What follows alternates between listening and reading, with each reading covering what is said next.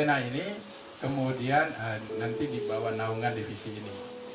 Nah, anggota LBH Pena ini adalah para pengacara-pengacara NTT yang ada di Bali. Kali ini sudah tergabung kurang lebih sekitar belasan pengacara yang menyatakan kesediaan untuk bergabung di LBH. Nanti Pak Benyamin akan menjelaskan lebih rinci tentang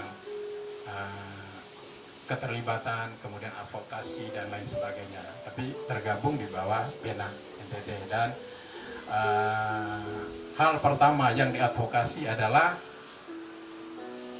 anak-anak Flores Timur yang magang, kemudian dalam proses ini kita mengambil kesimpulan bahwa mereka gagal berangkat dan ada persoalan-persoalan yang ada di Bali. Nah, inilah advokasi kita pertama untuk LBH Pena, dan kita berharap bisa membuka kerjasama sinergi mengurai benang kusut ini supaya anak-anak Flores Timur kemudian tidak lagi menjadi korban, juga kabupaten-kabupaten, anak-anak dari kabupaten lain. Besar sekali untuk Bapak Bupati mau mengunjungi kami di sini dan mau mendengar cerita. Kami datang ke Bali tanggal 9 September 2018. Cuman sebelum itu ada terjadi masalah-masalah juga, Pak. Karena awalnya sekitar 2-3 minggu sebelum tanggal 9 September kami dijanjikan untuk berangkat. Tapi tetap tidak jadi, tidak tahu karena apa alasan itu. Sampai beberapa teman kami yang dari Adonara sampai nginap di hotel di Larantuka karena disuruh berangkat, cuman tidak jadi sehingga mereka menginap, untuk pulang tidak bisa, dan mereka tidak mau untuk pulang. Nah, setelah itu tanggal 9 September kami ke Bali lewat Momere. Sampai di sini kami di rincian awal di pinjaman BRI itu disebutkan biaya hidup di Bali 2 bulan, hanya 2 bulan, tidak menyangkut, tidak lebih waktunya. Dan secara lisan Pak Rahman di Flores Timur juga menyampaikan kalau di Bali cuma 2 minggu untuk pengurusan semua, cuma di rincian di Bank BRI tentang keuangan itu 2 bulan. Nah, sampai sini di Bali kami mulai mengurus semua dokumen, visa, paspor semua. Itu sekitar 2 minggu. Setelah itu keberangkatan pertama pada saat kami sudah pindah ke Hotel Viking. Jadi pertama kami datang di Politeknik Internasional Bali tinggalnya selama 2 minggu. Setelah itu kami pindah ke Hotel Viking, dan di situ mulai keberangkatan pertama. Keberangkatan pertama sekitar 8 orang ke Universitas TUMT, TP University Marine of Technology. Setelah itu selang seminggu terjadi gelombang kedua pemberangkatan ke Chinko University, itu belasan orang tuh. Setelah itu visa dalam pengurusan visa dari 9 orang awal berangkat maupun belasan orang berangkat kedua, kami sistemnya jadi dari sekian orang hanya dipilih beberapa orang untuk interview visa di Jakarta.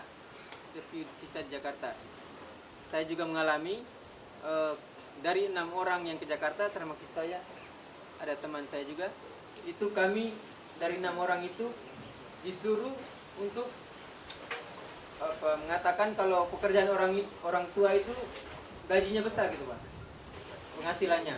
Jadi tidak sesuai kenyataan. Itu yang disuruh oleh Pak Rahman Sabunama dan juga Pak Albert, kerjasama antar LPK Dharma dan LPK Inovasi dia. Jadi kami disuruh untuk mengaku kalau orang tua kami gajinya besar di kampung. Saya pribadi mengaku kalau ibu saya itu punya butik dengan penghasilan 10 juta. Dan ayah saya mempunyai pertanian dengan penghasilan 15 sampai 20 juta ya. Tanya nama ayah ini. Ya? Tanya nama ayah. Nama? Nama siapa, Bapak? Aloysius Subiru. Jadi disuruh gitu. Jadi dia bilang untuk kami harus mengakui kalau orang tua kami mempunyai pendapatan yang besar, dan untuk semua. Setelah itu dari 6 orang kami ada 3 yang gagal. Ada juga 2 orang lagi diutus ke Jakarta, 1 berangkat, 1 gagal. Terus yang terakhir di Surabaya belasan orang ya, 17 orang atau 16 gitu, 13. Itu semuanya gagal. Itu urus visa di Surabaya semuanya gagal. Itu juga sama, disuruh untuk mengakui kalau pendapatan orang tua dan pekerjaan orang tua di kampung itu, di Flores itu apa harus tinggi pendapatannya. Gajinya harus besar. Kurang tahu itu untuk apa, kami kurang tahu, kami kurang paham. Nah, setelah itu, setelah dua pemberangkatan itu selesai, kami pindah ke asrama Stikom. Jadi awal PIB, kedua Hotel Viking 2, yang ketiga asrama Stikom. Di asrama Stikom bulan November 2018 belum, pada saat Desember 2018 kami disuruh untuk mengikuti kursus untuk persiapan pemberangkatan bulan Februari 2019. Kursusnya dari tanggal 3 Desember sampai 3 Februari. Jadi 3 bulan ya, 3 bulan. Setelah bulan Februari kursus berjalan normal. Cuman tenaga kursusnya mereka ambil bukan dari tenaga yang profesional di bidang itu, tapi diambil dari orang yang pernah TKI di Taiwan, namanya Ibu Nur. Dia kita juga orang lama holot juga. Nah, diambilnya itu. Jadi yang dia ajarkan juga tidak sesuai dengan struktur bahasa Taiwan gitu, tidak. Jadi dia hanya untuk komunikasinya, Pak. Untuk komunikasinya yang diajarkan. Kalau untuk penulisannya juga salah dia. Dan dia akui itu, dan dia bilang juga ke kita kalau dia hanya bisa ajarkan komunikasi langsung di Taiwannya nanti, seputar pengenalan, terus nama-nama, istilahnya yang sesuai dengan yang akan kami kerjakan di sana, pertanian, perempuan kayak gitu. Setelah itu sampai Februari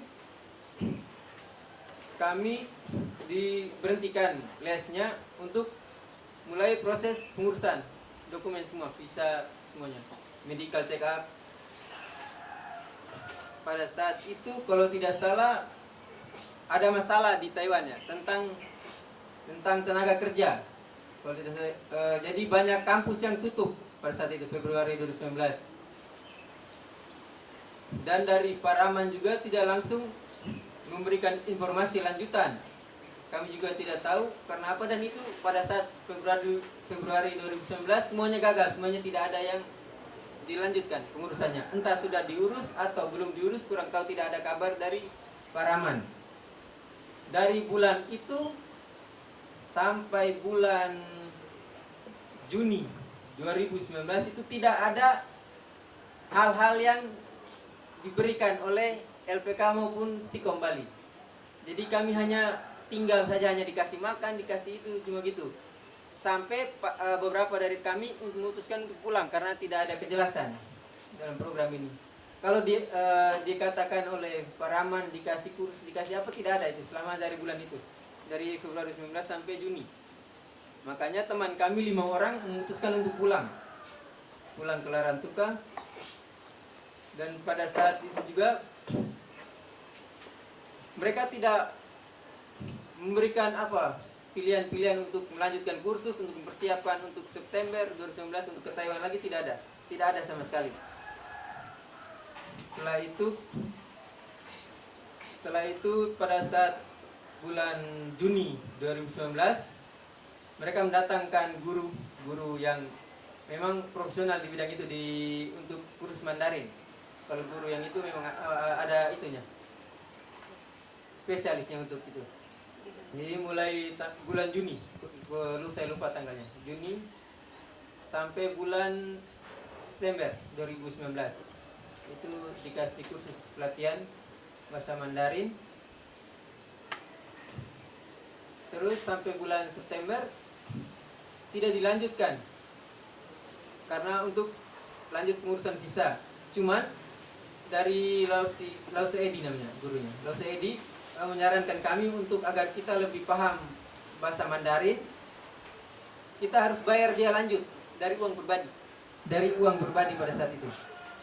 Jadi LPK menghentikan kursus pada saat bulan itu dan dia menawarkan untuk melanjutkan lagi, cuman uangnya dari kami pribadi. Ada beberapa orang dari kami yang ikut pakai uang pribadi, termasuk saya pribadi.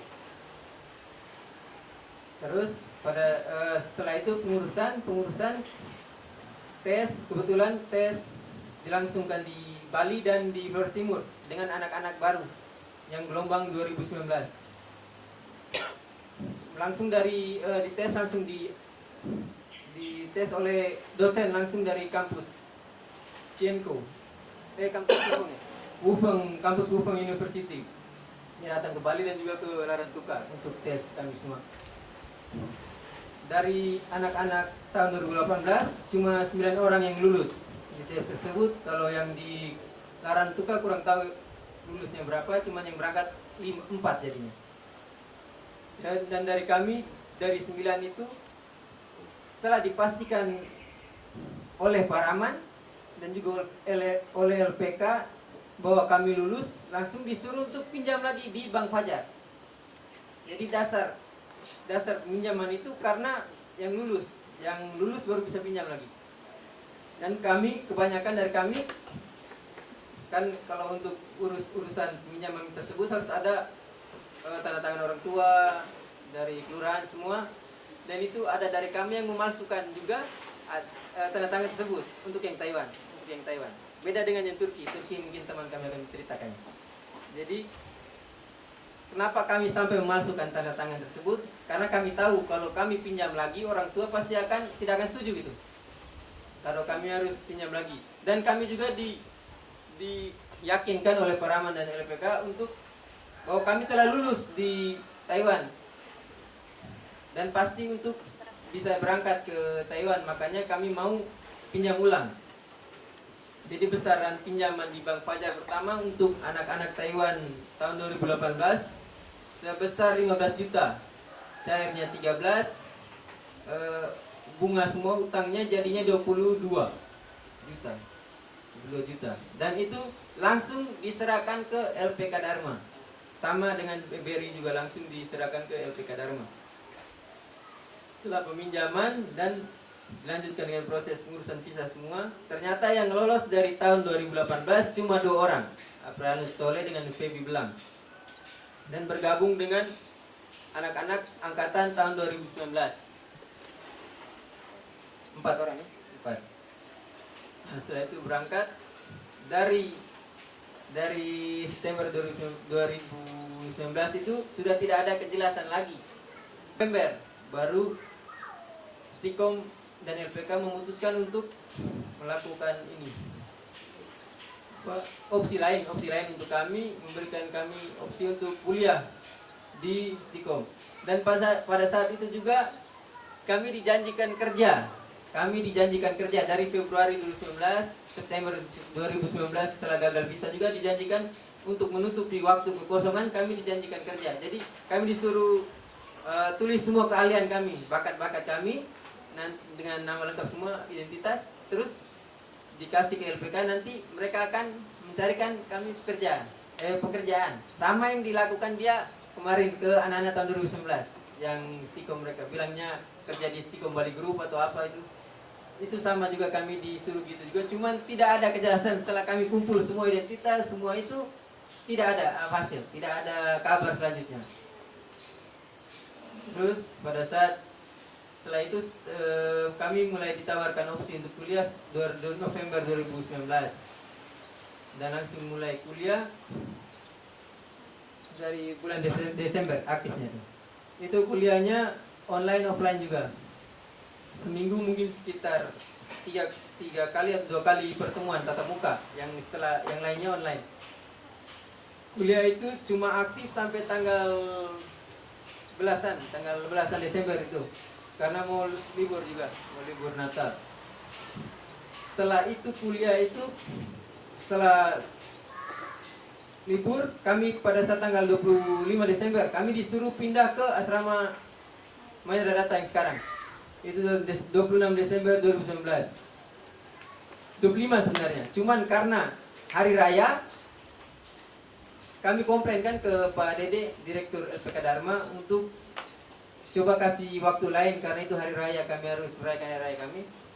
Akhirnya Ona Letor dia ke LPK bertemu Pak Dede untuk minta dia untuk coba cari tanggal yang lain. Ternyata diputuskan tanggal 26 Desember. Dengan terpaksa kami harus pindah karena menurut Pak Dendi banyak calon ini pekerja TKI untuk ke Jepang dari Bali dan Jawa akan bertempat di ini asrama Stikom. Makanya kami harus segera keluar. Itu menurut mereka. Jadi kami harus segera keluar. Pada tanggal 26 kami pindah ke asrama Mahendra. Dari situ tidak ada kuliah ataupun kuliah online maupun offline-nya, tidak ada sampai kemarin setelah pelaporan itu. Tidak ada sama sekali. Dan itu juga kalau bilangnya mau kuliah secara apa, tidak ada itu. Itu tidak ada sama sekali. Kami yang alami soalnya. Setelah itu dibuka kesempatan untuk kerja ke Turki bulan Januari 2020 ini. Dari semua ikut tes, terus yang dijanjikan awal itu mereka butuh 200 orang di Turki. Ternyata dari tes tersebut cuma terpilih 9 orang. 9 orang. Dan itu gelombang pertama. Gelombang keduanya 14 ya. Itu perempuan, itu kebanyakan dari anak angkatan 2019. Untuk mungkin yang lanjutnya lebih terperincinya teman kami akan ceritakan. Terus untuk saya pribadi, kami karena saya sendiri tidak ikut Turki, dikasih opsi untuk ke Jepang. Pada saat untuk tes ke Jepang saya lulus, saya pribadi saya lulus. Tes pertama lulus, tes kedua tidak jelas waktunya karena bilangnya bulan April 2020 kemarin. Cuman pada saat April ditanya, bilangnya ada pengunduran sampai Mei. Terus ditanya lagi, bilang karena corona makanya pihak Jepang tidak datang ke Indonesia.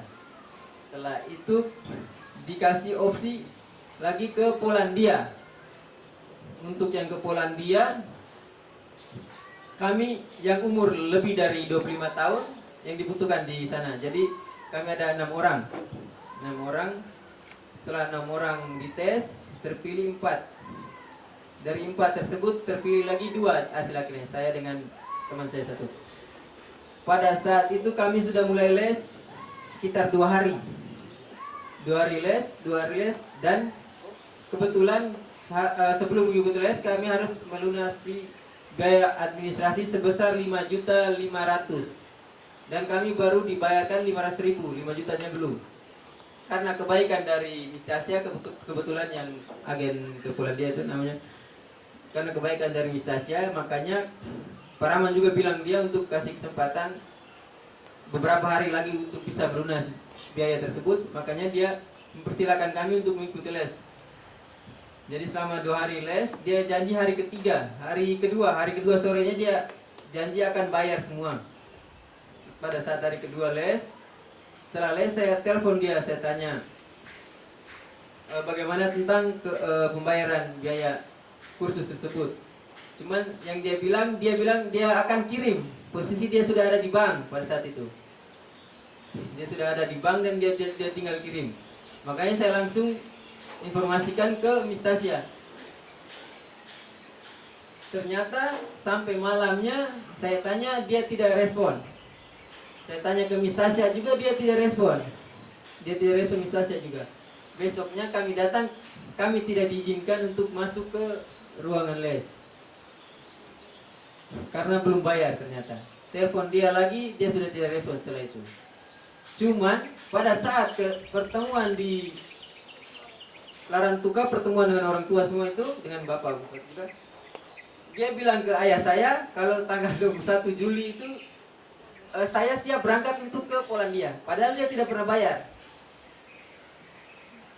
Itu dasar yang membuat saya merasa ini penipuan.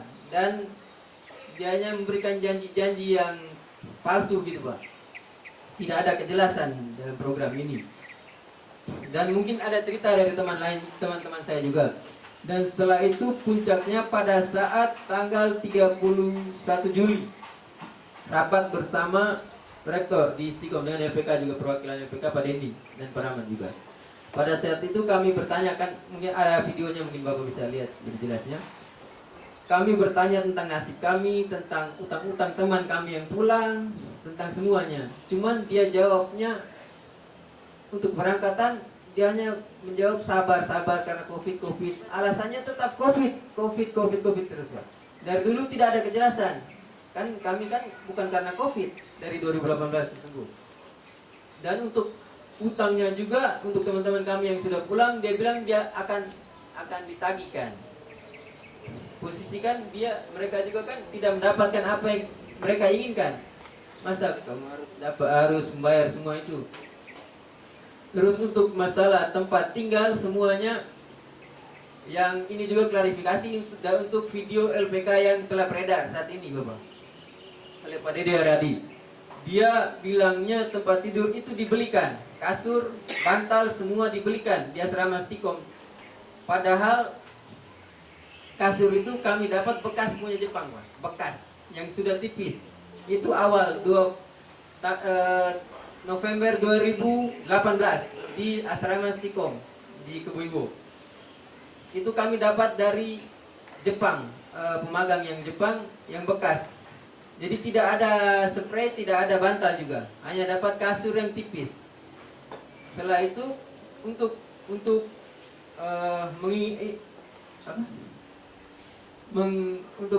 mengganti kasur itu kami tunggu sekitar 3-4 bulan. Setelah kan proses untuk ke Jepang kan mereka kursusnya 3-4 bulan di asrama Istiqom. Jadi setelah mereka berangkat baru kami ambil sisa bekas ini, kasur mereka itu. Karena untuk yang Jepang mereka dibelikan yang baru semua. Jadi untuk biar kami bisa mendapatkan kasur yang lebih baik, kami tunggu bekasnya mereka. Jadi yang menurut Pak Dede bilang kami dibelikan baru itu semuanya penipuan Pak, itu tidak benar semuanya. Itu lama sekali, beberapa bulan kami disatukan itu. Sampai hasil akhirnya kami pindah ke asrama Mahendra Data. Dan mungkin untuk lanjutannya, katanya yang ke Jepang waktu itu. Jadi waktu itu di sana kami tes fisik dan sama dites oleh Bapak Rahman, tes fisik dan tes pengetahuan dasar seperti matematika, logika, dan waktu itu ada tes bahasa Jepang. Padahal kami belum pernah sama sekali tahu seperti apa itu bahasa Jepang, kayak huruf Jepang saja. Untuk huruf Jepang saja kami benar-benar tidak tahu waktu itu. Tapi kami tesnya sudah langsung dengan huruf katakana dan hiragana. Lalu setelah itu dites dan dinyatakan lulus. Setelah lulus bilang kalian kami waktu itu lulus 10 orang ke atas, 11-an orang waktu itu, katanya kalian sudah lulus di sini, kalian ke Bali itu tes berhadapan dengan orang Jepangnya itu tuh cuma untuk formalitas saja. Jadi sudah pasti kalian ini akan ke Jepang. Terus ternyata sampai di Bali berhadapan dengan saconya langsung, dan kami cuma 1 orang saja yang lulus karena memang kami hanya bermodalkan kursus 3 hari yang kami hanya cuma bisa memperkenalkan diri saja. Tidak sampai seperti teman-teman anak Bali yang lain yang kursusnya berbulan-bulan. Terus setelah itu kami tidak lulus dan kami datang itu ada 2 orang teman yang umurnya masih 17 tahun. Tapi tetap diberangkatkan ke sini dengan alasan bahwa mereka akan ikut untuk ke Taiwan. Itu. Jadi kami yang lain yang 18 ke atas kami ikut ke ke Jepangnya. Yang 2 orang itu tidak ikut tes sama sekali untuk Jepang, mereka langsung dialihkan ke Taiwan. Setelah itu 1 orang lulus tes, dia sendiri yang ikut ke les Jepangnya. Kami yang lainnya suruh dialihkan ikut 2 orang yang 17 tahun itu untuk ke Taiwan juga dan mulai urus surat-surat waktu itu. Oh ya, terus mulai saat itu juga dikasih uang makan. Satu orang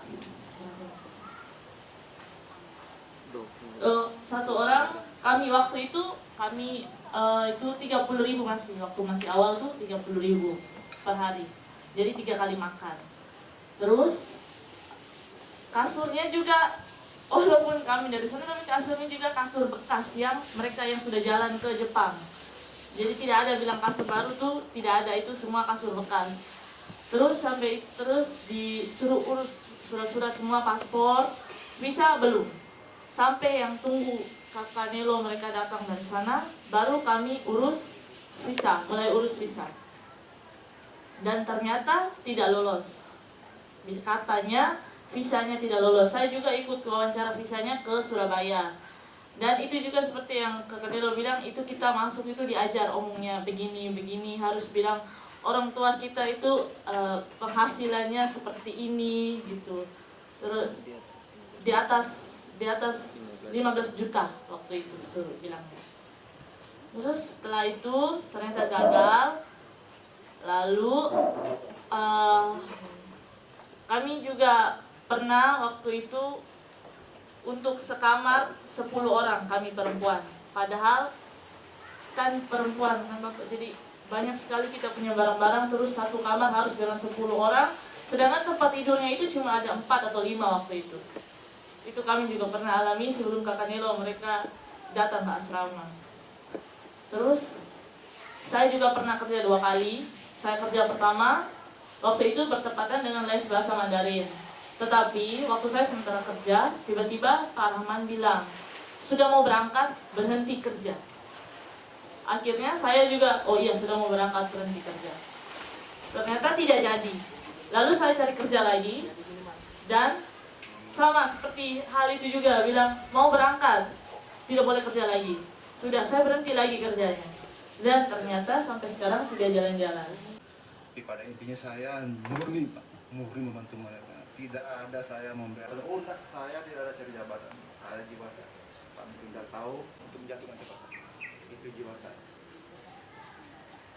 Udah ada niat sangat baik. Tidak ada jalannya, tergantung anak-anak nanti. Saya tidak ada ini, tidak ada Pak. Dia punya hati semua mereka. Saya tidak ada hati ini harus tidak. Anak, adik ya. Ini anak juga ada, adik juga ada. Memang kerjasama pemerintah Kabupaten Flores Timur dan LPK Dharma itu berkaitan dengan magang ke Jepang dan kuliah sambil magang di Taiwan.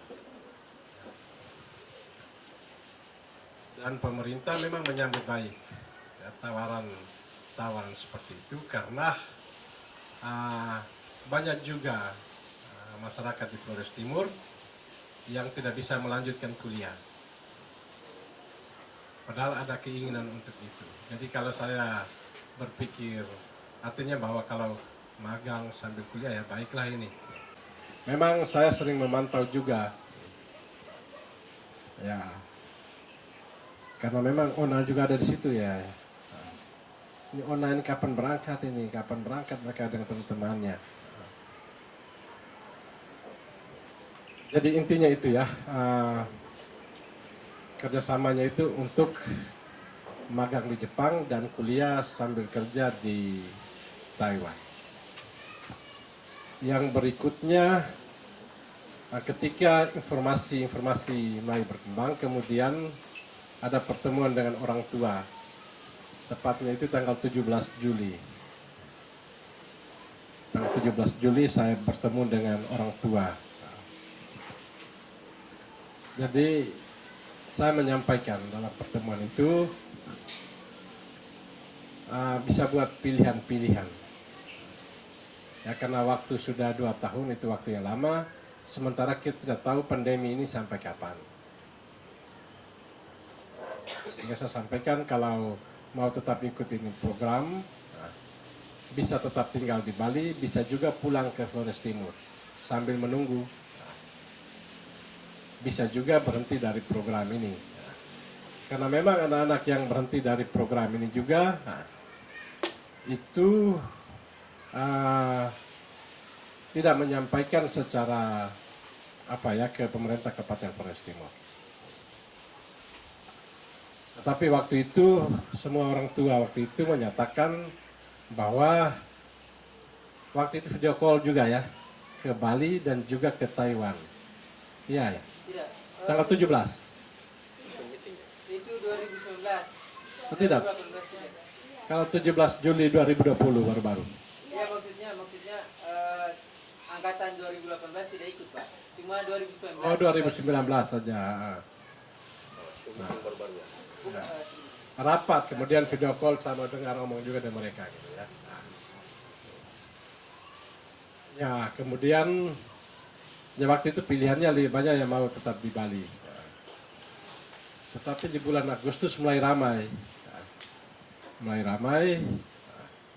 Kemudian saya akhirnya menugaskan ya ketika orang tua mereka datang, saya sampaikan ya sudah kalau begitu saya tugaskan asisten untuk datang lihat dengan Pak Kadisnya untuk datang lihat ada semua di sini. Ya kalau mereka setuju untuk pulang kita bawa pulang. Sehingga setelah datang mereka pulang lapor saya bilang sudah kalau begitu anak-anak itu kita bawa pulang saja karena ketidakpastian waktu berangkatnya. Setelah mereka pulang saya terima mereka dan saya pastikan untuk kemarin hari Selasa itu sebenarnya. Hari Selasa itu untuk ke Denpasar. Tetapi kemudian ada 1-2 hal saya baru berangkat dari sana Rabu kemarin. Ya. Hanya untuk mendengar anak-anak mereka ya, yang masih tersisa di sini bicara seperti apa dan maunya seperti apa. Kemudian ketemu dengan teman-teman dari PENA NTT, ketemu dengan Pak Jendro dan Ibu Rima. Kemarin saya telepon tetapi Ibu Rima belum simpan saya punya nomor. Sehingga tidak diangkat itu kemarin sore. Ya. Juga saya akan mengagendakan pertemuan dengan LPK Dharma. Untuk kemudian saya putuskan seperti apa. Ya. Kalau disampaikan tadi itu kan kita tidak perlu mendiskusikan lagi menurut saya ya. Karena itu adalah fakta-fakta yang disampaikan. Dan itu menjadi bagian saya untuk menyampaikan, membicarakan hal ini dengan LPK Dharma. Saya sudah datang dan dengar langsung, saya kira itu yang menjadi hal yang paling penting buat saya. Ya. Soal pinjaman itu juga menjadi pembicaraan. Karena waktu itu saya hanya memberikan jaminan kepada Bank BRI, ya. BRI dan Bank NTT. Ya, katanya sih sudah akan lunas bulan ini ya, katanya untuk BRI ya. Tetapi ada pinjaman baru lagi. Ona juga pinjam. Saya pribadi dalam hal ini melihat kasus ini adalah soal dugaan penipuan dan penggelapan tadi yang nanti tentu dalam tahap penyidikan nanti akan ditelusuri apakah ada peristiwa pidana dan unsur pidana tadi. Tetapi saya dari hati nurani bahwa ini persoalan kemanusiaan yang memang kita semua yang ada di sini, terutama Pak Bupati, tentu tidak tinggal diam, harus mengambil langkah untuk menghentikan apapun perbuatan yang memang demi melindungi hak-hak asasi daripada manusia agar tidak menjadi korban. Bukan hanya terjadi untuk Kabupaten Flores Timur, juga yang kita dengar ada juga di Provinsi NTT di kabupaten yang lain. Di dalam Dumas itu yang diadukan itu adalah oknum yang mengaku sebagai orang LPK Dharma yang bernama Rahman Sabonama. Ya itu karena dari cerita adik-adik itu tadi, saya rasa kita sudah bisa menyimpulkan wajar kemudian Rahman dilaporkan di Polresta Denpasar. Ya, dengan cerita yang tadi. Kemudian isu berkembang bahwa ada unsur sentimen terhadap pribadi, saya sebagai koordinator tim hukum tegaskan bahwa itu sama sekali tidak ada. Kami tidak mungkin buang waktu kami, energi kami hanya untuk melampiaskan sentimen kami bahwa laporan atau dumas itu tentu setelah dilaporkan kan harus kita kawal. Tidak boleh sebagai warga negara Indonesia menggunakan hak tadi setelah melapor, kemudian kita tidak membantu teman-teman penyidik dengan data dan informasi. Nah, ini tanggung jawab orang yang melapor. Nah, kembali lagi. Nah, sehingga kebetulan di organisasi PENA NTT Bali ini terdiri dari dua profesi yang terkenal di dunia sebagai kaum revolusioner, yaitu wartawan dan pengacara, advokat. Nah, sehingga kami pun telah melakukan investigasi terbatas untuk mengumpulkan data dan informasi agar teman-teman penyidik nanti kita bantu untuk membuktikan laporan adik-adik kita ini terhadap unsur pidana penipuan dan penggelapan. Nah, penipuannya di mana? Jadi begini, saya sedikit menguraikan setelah mempelajari kasus ini, bahwa ketika Rahman mengetahui dan dengan sadar bahwa tujuan keberangkatan adik-adik dari Larantuka ke Bali adalah tujuannya ke luar negeri. Seorang Rahman paham benar bahwa ke luar negeri itu harus butuh visa. Harusnya proses pengurusan visa ini sudah dipastikan dulu sebelum adik-adik kita ini diberangkatkan dari Larantuka untuk tinggal di Bali. Kenapa buru-buru kalau belum pasti terkait dengan permohonan visa?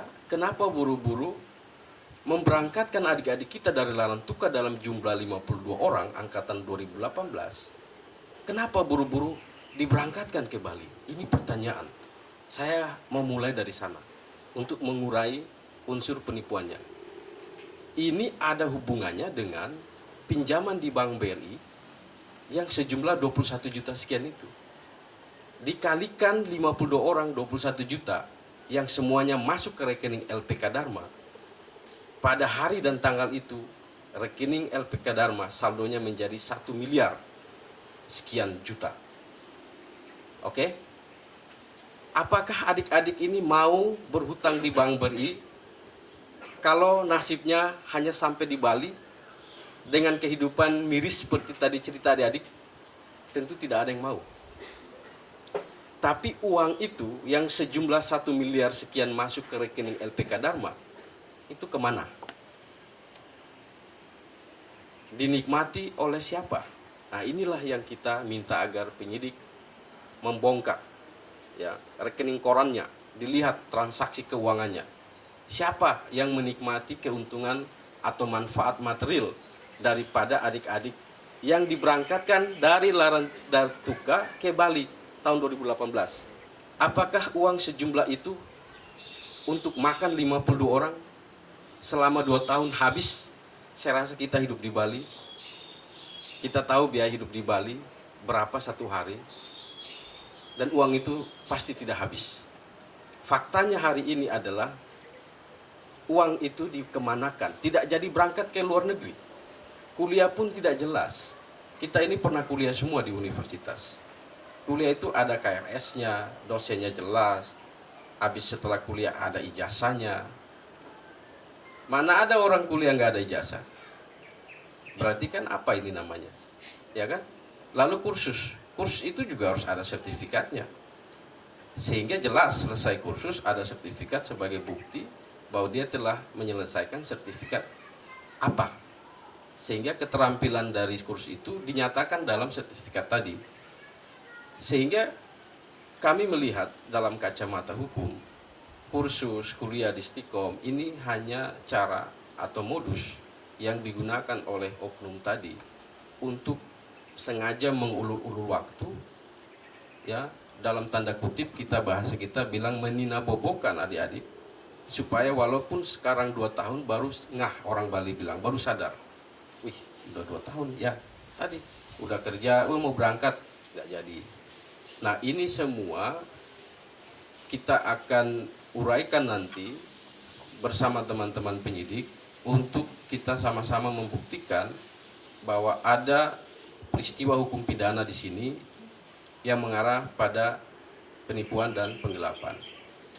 Singkatnya adalah ketika dalam satu perbuatan merekrut orang, kemudian menampung, memberangkatkan, tujuannya untuk ke satu tempat, apalagi ke luar negeri, objeknya manusia, maka kita tidak bisa lepas daripada Undang-Undang Nomor 21 Tahun 2007 tentang TPPO, ya, pemberantasan tindak pidana perdagangan orang.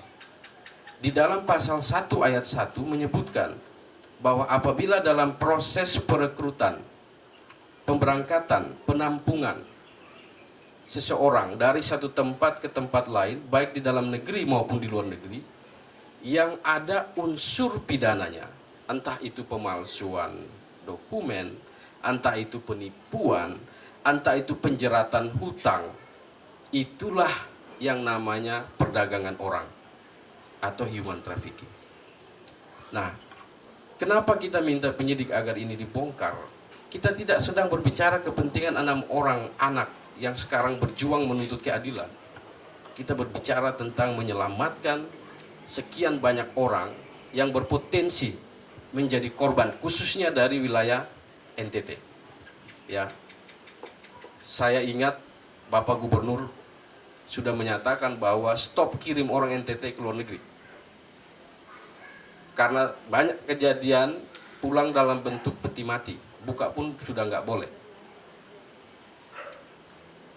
Kenapa kemudian sekarang ada pengiriman tenaga kerja, faktanya tenaga kerja, tetapi kemudian diperhalus dengan istilah magang? Kita sudah menggali data dan testimoni dari adik-adik kita yang ada di Jepang. Mereka ke sana kerja di pertanian, sayur. Kita paham magang itu artinya kita memiliki satu keterampilan bekerja. Orientasi kita adalah mendapatkan pengalaman. Sama seperti di profesi advokat. Kita magang 2 tahun sebelum disumpah. Tujuan kita adalah mendapatkan pengalaman.